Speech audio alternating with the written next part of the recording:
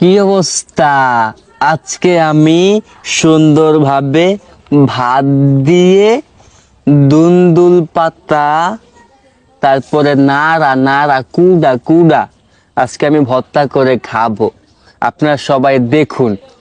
বেশি কথা না বলে আমি আমার কাজ খুব দ্রুতভাবে শুরু করি, আর আপনারা আমাকে বেশি বেশি কমেন্ট করেন। পরবর্তী ভিডিও আপনারা আমাকে ভাতের সাথে কি ভর্তা করে খেতে বলবেন।